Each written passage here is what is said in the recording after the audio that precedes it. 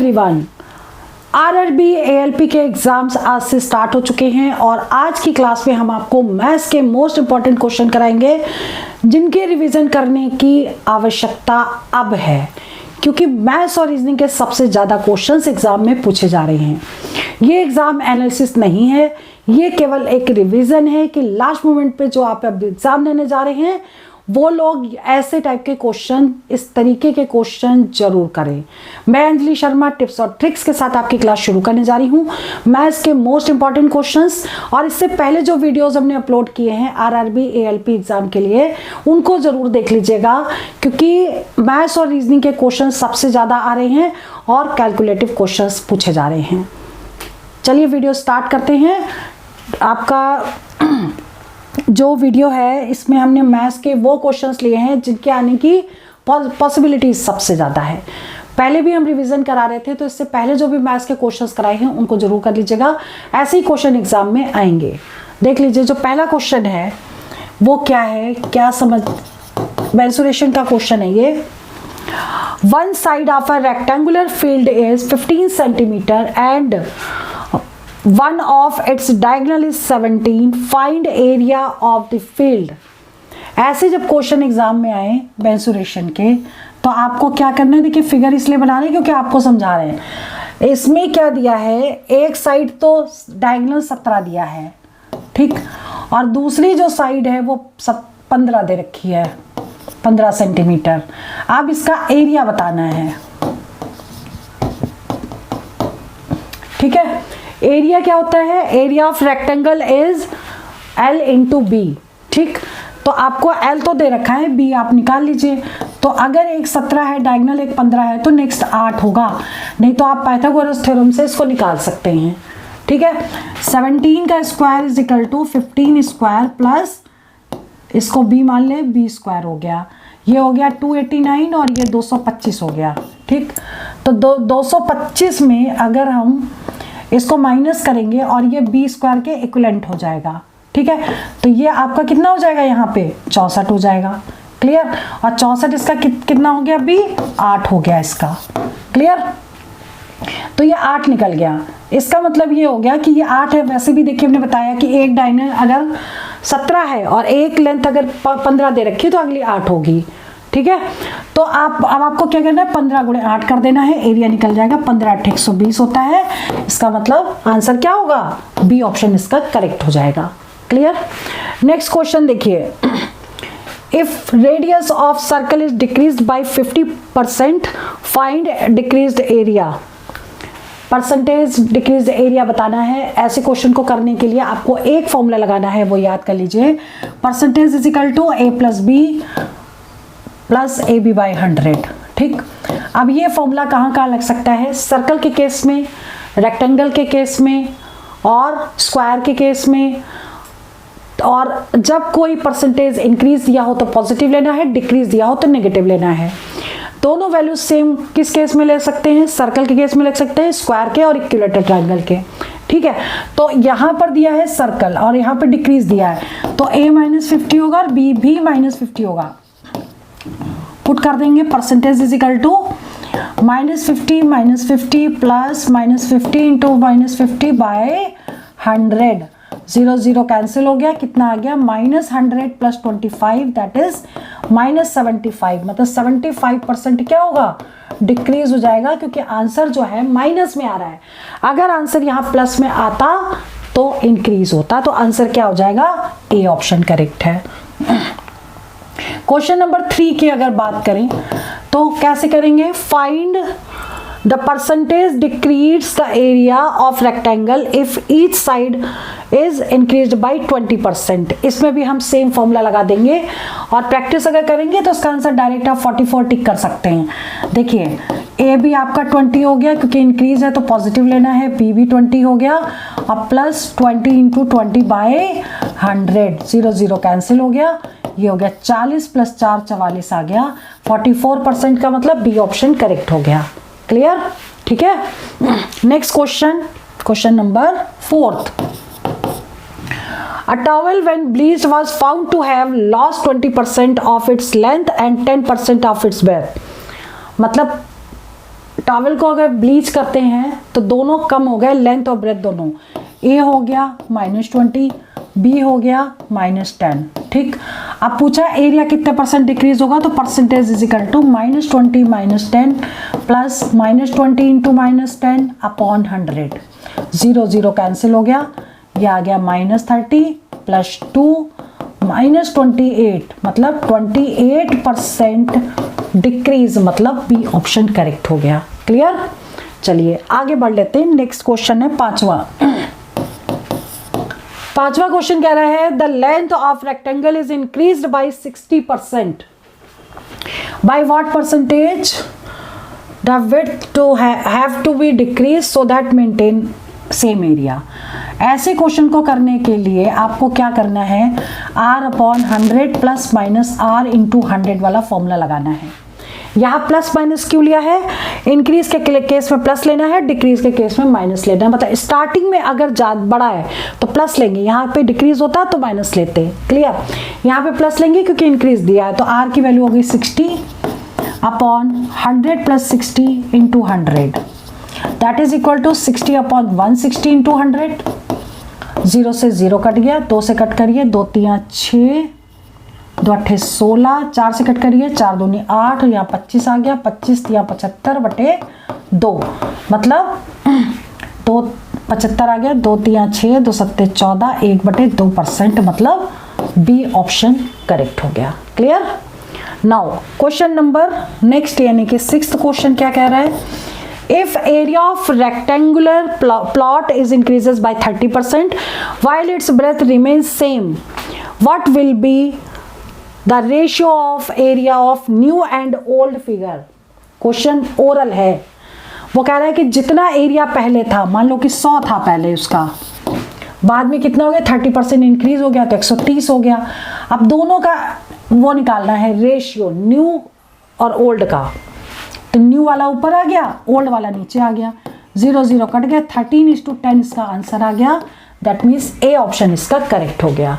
Clear, now question number 7 देखिए, an error of 2% in excess is made while measuring the side of a square.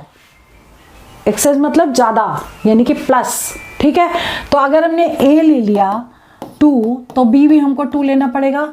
अब पूछा गया है कि उसका एरिया कितने % लिया गया एरर में। ठीक है, तो क्या करेंगे, वही formula, a plus B plus A B upon 100।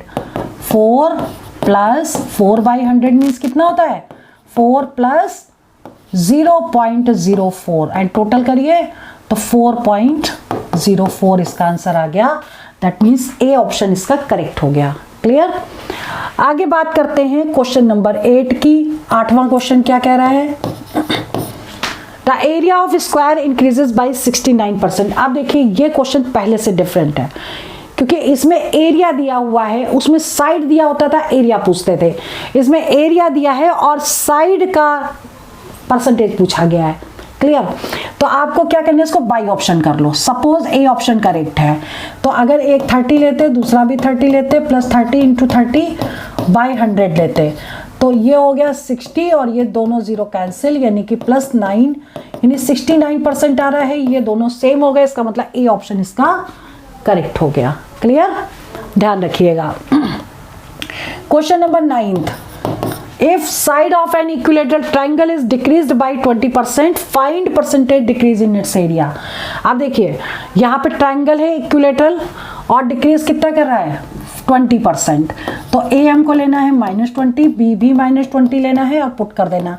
Percentage is equal to A plus B plus A B upon 100। 0 0 cut गया, -40 और +4 -36, मतलब 36% डिक्रीज, यानी कि बी ऑप्शन करेक्ट। क्लियर, ठीक है। Now question number 10th, if height of a triangle decreases by 40% and its base is increases by 40%, what will be the effect on its area? ये question देखिए oral कर सकते हैं। ठीक है, एक चीज कम हो रही है, एक चीज बढ़ रही है। तो ए अगर हम ले लें, पहले कम हो रही है -40, बी ले लें +40, वैल्यू पुट कर दें -40 + 40 प्लस -40 इंटू +40 अपॉन 100, 0 0 कट गया, कितना आ गया, ये दोनों कट गए, -16 यानी 16% decrease, that means B option correct. Clear? ठीक। नाउ क्वेश्चन नंबर 11 क्वेश्चन क्या कह रहा है, if radius of circle is increase by 6%, find percentage increase in its area. बहुत ही इजी क्वेश्चन है, जैसे अभी तक हम करवा रहे हैं, ओरल आप आंसर निकाल सकते हैं। तो ए और बी दोनों अगर 6 ले लेंगे तो 6 + 6 12 और 6 × 6 36, तो 12.36 आ जाएगा, यानी ए ऑप्शन करेक्ट है। क्लियर? तो देखिए अभी कर देते हैं हम सॉल्व। ए भी हमने 6 लिया, बी भी 6 ले लिया, 6 × 6/100 दैट इज इक्वल टू, ये 12 हो गया, ये 36/100 हो गया, ये 12.36 हो गया, यानी कि ए ऑप्शन आ गया। 11वां के बाद 12वां क्वेश्चन देख लेते हैं। If radius of circle diminished by 10%, अगर रेडियस जो है वो डिमिनिश्ड हो जाए, कम हो जाए, find percentage in its area. ठीक है, सेम फॉर्मूला, ए और बी दोनों लेने, -10 -10 प्लस -10 इंटू -10 अपॉन 100, 0 0 कट गया, ये आ गया -20 और ये +1 यानी -19, that is 19% decrease, means B option correct. Clear? ठीक। नाउ क्वेश्चन नंबर 13 देखिए, 13वां question. If radius of a circle is doubled the percentage increases in its area. बहुत ही बढ़िया क्वेश्चन है, दूसरा फॉर्मूला लगेगा, याद कर लीजिएगा। देखिए percentage is equal to n² - 1% into 100, double हो रहा है तो 2 लेंगे n परसेंटेज, ठीक है, इंटू 100, परसेंटेज भी तो हमें निकालना है, सॉल्व कर लीजिए। ठीक है, अब इसको सॉल्व करते हैं, कितना आ जाएगा, यहाँ परसेंटेज ना लगाओ, यहाँ लगा दो लास्ट में। चलो जी, ये हो गया 3 × 100, 300% इसका आंसर आ गया, बी ऑप्शन करेक्ट हो गया। क्लियर? नाउ नेक्स्ट यानी कि 14 question. Area of equilateral triangle बताना है, साइड दे रखी है 42 सेंटीमीटर, स्क्वायर नहीं होगी क्योंकि साइड है। ठीक, चलो जी कर लो solve. Area of equilateral triangle कितना होता है, एरिया ऑफ इक्विलेटरल ट्रायंगल, समबाहु त्रिभुज का क्षेत्रफल, that is equal to √3/4 into side square यानी ए, तो √3/4 इंटू 42 इंटू 42। ठीक, अब इसे कट कर दो, 2 दूनी 4, 2 एकम 2, 21 × 42, 21 × 42 √3, ये आंसर आएगा। ठीक, 15वां क्वेश्चन क्या कह रहा है, डायगोनल्स ऑफ रोम्बस दिया है, एरिया निकालना है। बहुत ही शॉर्ट में क्वेश्चन लिखा है और आने की पॉसिबिलिटी सबसे ज़्यादा है। देखिए रोम्बस क्या होता है, चारों साइड इसकी इक्वल होती हैं, लेकिन इसके जो डायगोनल्स हैं वो एक दूसरे को 90 डिग्री पे कट करते हैं। ये D1 है, ये D2 है। ठीक, तो एरिया ऑफ रोम्बस होता है 1/2 D1 इंटू D2। 1/2 D1 कितना है 37 और D2 हो गया 38। इसे कट कर दीजिए, 19 दूनी 38, 19 से इंटू कर दीजिए, जो भी आएगा आपका आंसर आ जाएगा। क्लियर? ठीक है। नाउ क्वेश्चन नंबर नेक्स्ट है 16वां question. How many numbers are there from 200 and 800 which are neither divisible by 5 nor divisible by 7?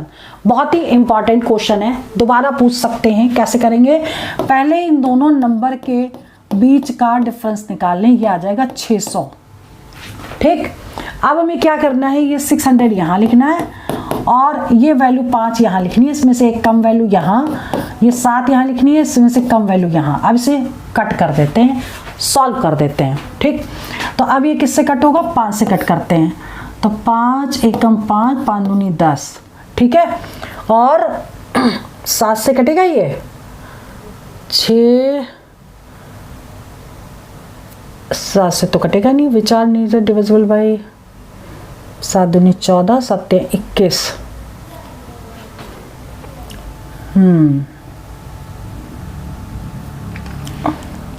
तो अब इसको सॉल्व कर लेंगे। 120 इंटू 24 करिए, इंटू 12 चौबा 36, 12 चौक 48, 4 12 दूनी 24, 25 26 27 28। ठीक है, 7 से करते हैं डिवाइड, देखिए कितना आता है 2880। 7 चौक 28, 8 आ गया, 7 एकम 7, 0 उतारा, फिर 7 एकम 7, पॉइंट आएगा जो भी छोड़ देंगे, 411 आंसर आ गया, डी ऑप्शन करेक्ट कर देंगे। ठीक है, मतलब इस तरीके से इसको सॉल्व करना है। चलिए आगे बढ़ते हैं, question number 17। How many composite numbers are there between 23 and 43? तो इसके कंपोजिट नंबर निकालने हैं, कैसे निकालेंगे?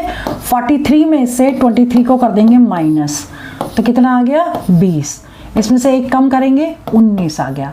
अब इसमें प्राइम नंबर्स लिख लीजिए, कितने होंगे इसके बीच के? तो 23 और 43 के बीच के प्राइम नंबर्स कौन कौन से होंगे? एक तो हो जाएगा 23 24 25 26 29 होगा, 31 होगा, 37 होगा और 41 होगा, 43 होगा। 43 को लेना नहीं क्योंकि बिटवीन लेना है। और भी कोई नंबर्स हैं? 4 नंबर। ठीक, तो 4 नंबर कर दीजिए माइनस 15, इसका आंसर आ गया। That means C option correct हो गया। Clear? Now question number next है 18वां क्वेश्चन, सिंप्लीफिकेशन का क्वेश्चन है। इजी है, ये तो सॉल्व हो जाएगा। इसको हम कैसे करेंगे? इसको लिख देंगे 99 प्लस 95/99 इंटू 99 माइनस 95। ठीक, अब देखो इसको इसमें इंटू करेंगे 99 स्क्वायर, जब इसको इसमें इंटू करेंगे तो ये दोनों कट जाएंगे, क्या बचेगा पता है? केवल 95, और 95 से 95 कट गया, 99 का स्क्वायर। 99 का स्क्वायर की ट्रिक बताई थी, आंसर क्या आ जाएगा? 9801। ठीक, क्लियर? 99 के स्क्वायर की ट्रिक क्या है? जितने 9 है, ठीक, उतने उसमें से एक कम 9 लिखेंगे। 2 9 है तो एक 9 यहाँ लिखा, एक डैश लगाए, एक 9 है तो एक ही 0 लिखेंगे, एक डैश लगाएंगे, 9 का स्क्वायर 81। ठीक, क्लियर? इसका मतलब डी ऑप्शन करेक्ट हो गया। नाउ क्वेश्चन नंबर 19 देखिए।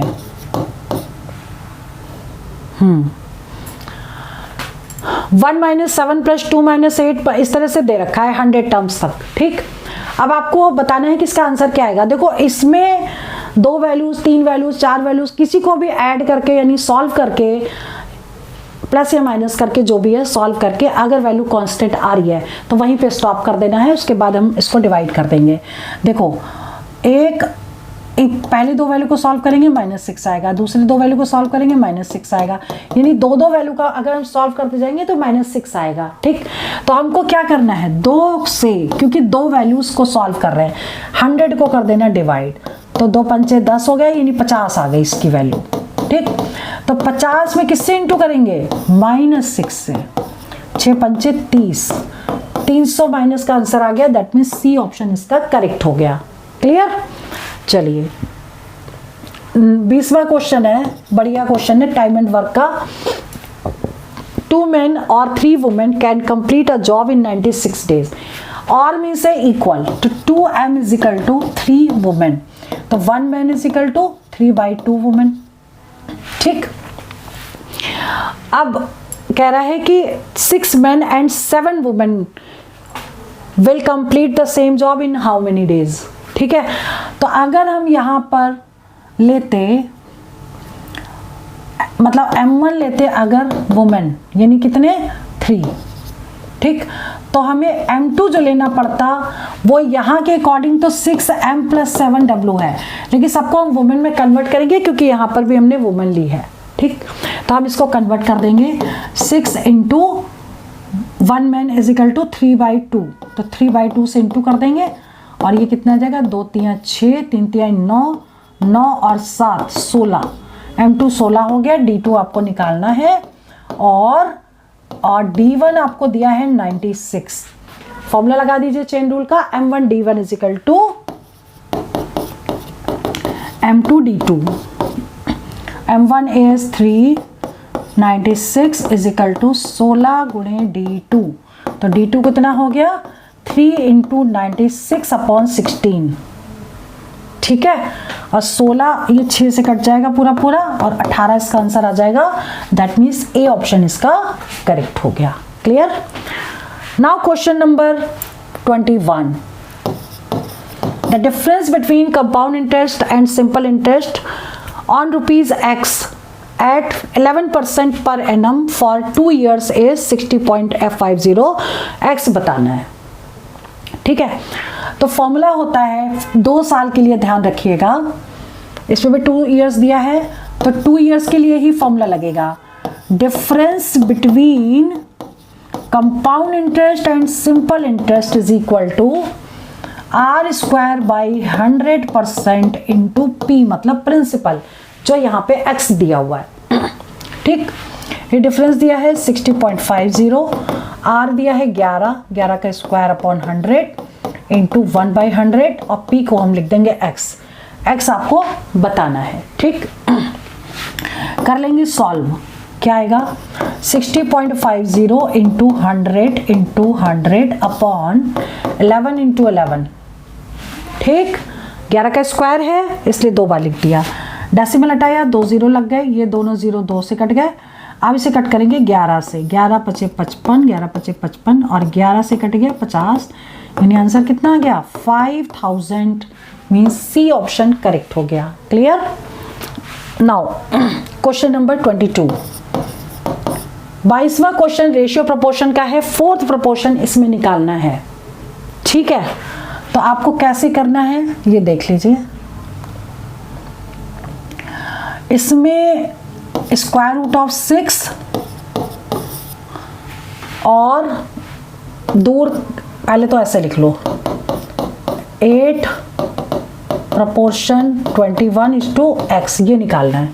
दूर का दूर से इंटू अपॉन इजिकल टू पास का पास से इंटू root 6x equal to root 8 into root 21. अब x क्या होगा? स्क्वायर रूट बड़ा लगाओ, 8 इंटू 21 अपॉन 6. 2 3 6, 2 चौक 8. आंसर क्या आ गया? स्क्वायर रूट ऑफ 4 एकम 4, 84/3. ये आंसर हो गया इसका. ठीक है, क्लियर? अब देखो, find the sum of prime factors of this. 23वां क्वेश्चन क्या कह रहा है? 23वां क्वेश्चन कह रहा है कि प्राइम फैक्टर्स में आपको क्या करना है? 2 की पावर, इसके फैक्टर कर दो, 10, 7 की पावर 3, 16 को क्या लिखोगे? 2 की पावर 2 दूनी 4 दूनी 8 दूनी 16, 4 इंटू 2, 11 इंटू 5 का स्क्वायर इंटू 2 का स्क्वायर. 10 को लिख दिया 5 गुणे 2 और 5 का स्क्वायर इंटू 2 का स्क्वायर, मतलब फैक्टर कर दिया हमने इसके. आप क्या करेंगे? इसको सॉल्व करो. देखो 2 की पावर कितना हुआ? ये 20, 7 की पावर 3, 2 की पावर 4 दूनी 8, 11, 5 की पावर 2 और 2 की पावर 2. ठीक, सबकी पावर को ऐड कर दो, 20 और 8 28. ठीक है, 28 के बाद 29, 30, 31, 32, 33, 33 और 3 36. 36 आंसर आ गया इसका. पावर ऐड कर देनी है. ठीक है, चलिए आगे बढ़ते हैं. Question number 24. HCF of 2 number is 8. Which number is never LCM of 8? अब देखिए ये जो ऑप्शंस दिए हैं ना, इसमें देखा कौन सा नहीं, कभी नहीं हो सकता उसका एलसीएम. तो जो उसकी टेबल में नहीं आएगा, यानी 8 से जो मल्टीपल नहीं होगा वो उसकी टेबल, वो एलसीएम नहीं हो सकता. ठीक है, अब देखो ये नंबर है, ये सारे 8 से कट रहे हैं. 8 7 56, 8 6 48, 8 7 42, 8 7 42 तो नहीं होता, तो यही आंसर करेक्ट है. 8 5 40 हो गया. ठीक है, तो यह सी ऑप्शन करेक्ट हो गया. अब देखो 25वां क्वेश्चन क्या है. कुछ क्वेश्चन ऐसे भी हैं जो ओरल कर सकते हैं, एग्जाम में ऐसे भी पूछे जा रहे हैं. टफ नहीं है क्वेश्चन, ध्यान रखिएगा. और आपको एक बात और बताएं, देखिए मीन मीडियन मोड भी कर लीजिएगा. मीन मीडियन मोड के भी क्वेश्चन पूछे जा रहे हैं. ठीक है, तो अब 25वां क्वेश्चन देख लीजिए. Find total number of even factors of this 4200. ठीक है, इसके क्या करने हैं? फैक्टर्स करने हैं. और फैक्टर्स करने के बाद जो भी नंबर आएगा उसकी पावर में 1 जोड़ देना है और सबको आपस में मल्टीप्लाई कर देना है, आंसर आ जाएगा. ठीक है, तो इस तरीके से या तो आप फैक्टर करें और नहीं तो आप फैक्टर कैसे ऐसे भी कर सकते हैं। 4200 है, ये 100 अलग कर दो, 42 अलग कर दो। 42 को कैसे लिखोगे, 6 सत्ते 42, और इसको कैसे लिखोगे 25 गुणे 4, 25 चौक 100। ठीक है, फिर इसको कैसे लिखोगे 3 गुणे 2 गुणे 7, इसको लिखोगे 5 का स्क्वायर इंटू 2 का स्क्वायर।